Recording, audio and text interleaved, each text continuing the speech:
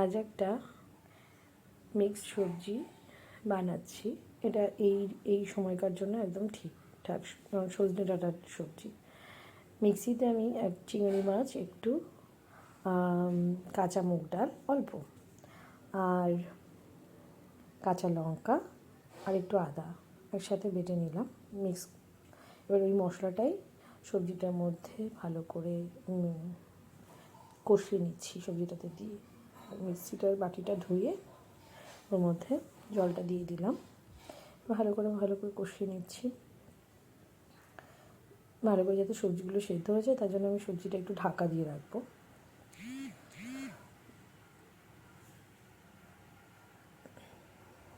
তারপর ওপর থেকে আমি একটু ভাজা মশলা আর আবার একটু জল